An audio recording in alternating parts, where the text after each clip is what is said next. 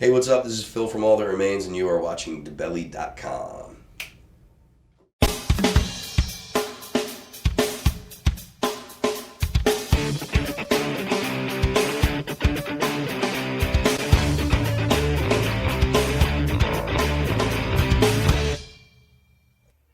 Hi, it's Dave from DaBelly, and we're here at the Marquee Theater in Phoenix, Arizona with Phil from All That Remains.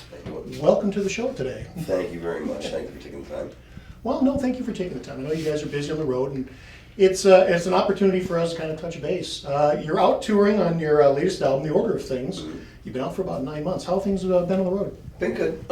We did 2 support tours early part of the year, and we went to Europe. Spent a little bit of the summer home doing like weekends and stuff. And then we did a co-headliner with We Came as Romans, and now we're just out doing just All That Remains headlining to finish out the year. We'll go home, do holidays and stuff. We're from New England, so we'll probably hide out for the winter for January and some February, and then we'll hit the road again in the springtime again. So. Yeah, you're getting a nice day here in Arizona. It's in the 70s here. People at home are jealous with the snow. Yeah, I like Arizona's nice in the winter. Just like New England's nice in the summer. The only place that I've been that I think is nice year round is Hawaii. Yeah, it's hard to argue that point. Yeah. So you just released your latest single, Victory Lap. Tell me a little bit about the song. It's snarky and sarcastic, and we've never really done that. Kind of had a song that was, just kind of, for lack of a better term, just kind of being a jerk, just kind of calling out because we get, nowadays everyone has the opportunity to go ahead and make their opinion known on the internet, and for a long time people didn't want to touch that, and nowadays there's a lot of artists that have been taking their critics to task, whether it be whether it be blogs or magazines or just things that people say on the internet, and to be honest with you, it's fun. It really is.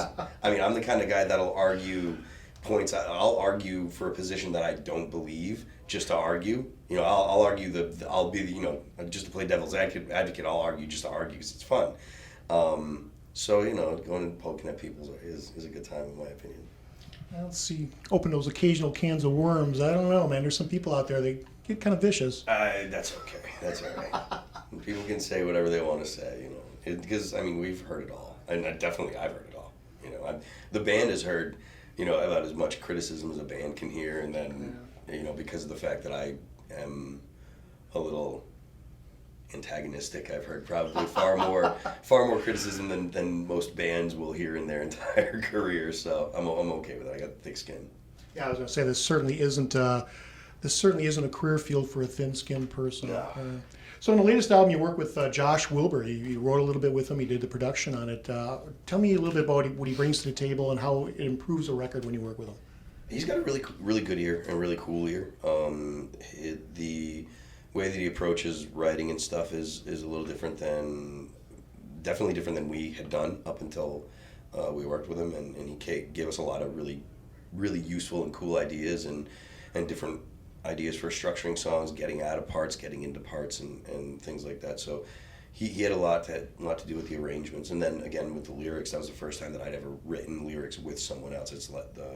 This record is the first time anyone else has ever had any input on lyrics ever. So, and it was fun, and it was easy, and it was smooth, and that was kind of always the thing that I was concerned about is, if me and the other person writing lyrics, or that was my concern, if me and whoever else was writing lyrics weren't kind of on the same page, and it makes for tension and friction, and I always thought it was better for me to just handle it. But it was easy with Josh. So maybe because he doesn't have a dog in the fight, he's just like, I just want the song to be as good as it can be. So And that's certainly a great perspective that you have the opportunity to bounce off of. You bounce those balls back and forth across the room, and sometimes those gems are found. Yeah.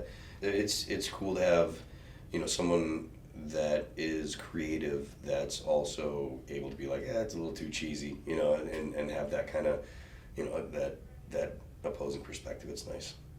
So the signature of the band pretty much is a melodic theme. Sometimes it's a vocal line, sometimes it's in the music itself. That's embraced by just these crushing guitars. How did you find that signature? How did that evolve within the band?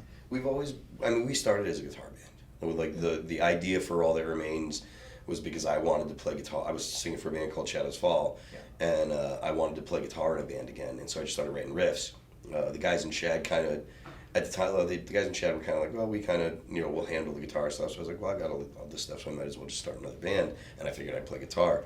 And then when they asked me to leave, I had, 3 or 4 songs kind of put together, and I was like, well, might as well record them and just, move forward with these. But so it was always about guitar, and that's why, that's why a lot of the member changes that we have made happened in, in the early parts of our career and stuff, getting the right guitar players that can play the riffs, and then, then we moved on to the rhythm section, I guess, so. I understand that you started All That Remains as kind of a side project. When did it become apparent to you there was a little bit more than that? When Shadows Fall kicked me out. That does make a difference, yeah. Yeah, I had a band, and then I didn't have a band, and I was like, well, I've got these parts, so might as well start another band with them. So, but yeah, I mean, I had talked to our manager 6 months prior, saying, hey, I'm not feeling it anymore. I don't think the band is into the kind of stuff that I want to do, and he's like, oh, stick around. 6 months later, they were like, hey, look, we were kind of like, on the same page, so, I was looking for something that different than they were, so we parted ways, and I just kind of ran with the stuff that I'd been doing, so it's worked out pretty well. So I think the fans would say one of the biggest evolutions in this band has been your voice or your approach to singing from the first album until today.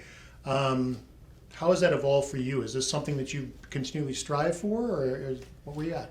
I try to do something different on all the records, this is our 7th record, so it's getting harder and harder to really do different things, to be honest with you. But I'm always trying to come up with different ideas and something different to make, at least 1 or 2 things on each record that is, something that we haven't heard before or haven't tried before, or an idea that I might have stuck my toe in that I really kind of went all out and put the effort in on the next record or whatever. So it's always trying to come up with something new, I understand.